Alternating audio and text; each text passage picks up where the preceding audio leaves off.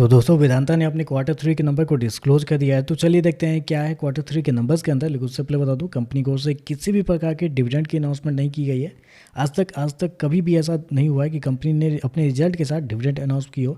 तो इस बार भी नहीं किया गया है। चलिए नंबर देखते हैं। डाटा क्रोज में पिछले क्वार्टर में कंपनी 18,747 करोड़ का रेवेन्यू जनरेट की थी ऑपरेशन के थ्रू। पिछले साल 17,063 करोड़ के आसपास, जबकि अभी देखें तो बढ़ के 23,369 करोड़ आपको जाता हुआ देखने को मिला। तो साल दर साल जाते हैं तो साल दर साल कंपनी के रेवेन्यू के अंदर एक अच्छी खासी तेजी आपको देखने को मिली। लगभग 37% के आसपास का जंप है कंपनी के रेवेन्यू के अंदर साल दर साल। जबकि क्वार्टरली बेस पे जाते हैं तो क्वार्टरली बेस पे भी कंपनी के रेवेन्यू के अंदर लगभग 24 से 25% के आसपास की तेजी है। तो कंपनी का रेवेन्यू देखें तो आपको साल दर साल क्वार्टर बढ़ते हुए देखने को मिला है। तो कंपनी के रेवेन्यू देखें तो रेवेन्यू आपको बहुत अच्छे आपको देखने को मिले। हालांकि रीजन जो था कि आप सभी को पता है कि कमोडिटी के जो प्राइस भाग रहे हैं, जिस प्रकार से कमोडिटी का डिमांड है उस प्रकार से कंपनी के रेवेन्यू बेहतर होंगे, ऐसा मार्केट का मानना भी था।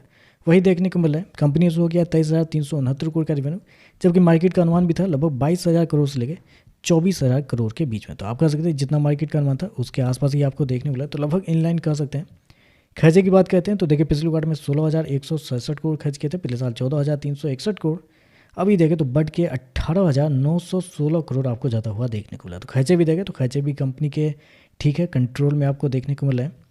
चलिए कंपनी का प्रॉफिट क्या निकलता है वो देखते हैं। तो देखिए पिछले क्वार्टर में कंपनी 3,479 करोड़ के प्रॉफिट में थी। पिछले साल 4,876 करोड़। अभी देखें तो बढ़ के 7,807 करोड़ अब देखने को मिला है। तो साल दर साल जाते हैं तो साल दर साल कंपनी के प्रॉफिट के अंदर भी बड़ी तेजी आपको देखने मिली। लगभग 60% के आसपास का जंप है कंपनी के प्रॉफिट के अंदर। जबकि क्वार्टरली बेस पे जाते हैं तो क्वार्टरली बेस पे कंपनी का प्रॉफिट डबल से भी ज़्यादा देखने को मिला है। तो कंपनी का प्रॉफिट बहुत शानदार आपको देखने को मिला है।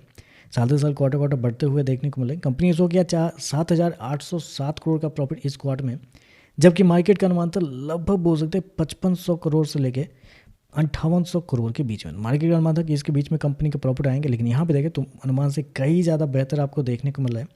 ऐसे में अगर कंपनी के मार्जिन देख लेते हैं तो पिछले साल कंपनी का जो मार्जिन था वो था आपका 28.57% के आसपास। पिछले क्वार्टर की बात करते हैं तो पिछले क्वार्टर में 18.55%, जबकि अभी देखें तो बढ़ के 34.96 आपको जाता हुआ देख लें। तो मार्जिन देखें तो मार्जिन के अंदर एक बड़ा जंप आपको देखने को मिला है। चलिए कंपनी के ईपीएस क्या है वो देखते हैं। तो देखिए पिछले क्वार्टर की बात करते हैं तो पिछले क्वार्टर में कंपनी का ईपीएस ₹1.65 माइनस का था। पिछले साल ₹2.61। अभी देखें तो ₹5.45 आपको जाता हुआ देखने को मिला है। वो बेसिकली ये है। तो नीचे वाले एपीएस देखते हैं तो यहाँ पे भी आपको साल दर साल क्वार्टर बढ़ते हुए देखने को मिला है। तो ओवरऑल अगर देखा जाए तो नंबर तो आपको अच्छे देखने को मिला है। कंपनी के रेवेन्यू प्रॉफिट दोनों के अंदर एक अच्छी खासी तेजी आपको देखने को मिले। जितना मार्केट का अनुमान था उससे बेहतर कंपनी के नंबर आपको देखने को मिला है। शेयर ऑलरेडी बहुत अच्छा खासा चल भी चुका है।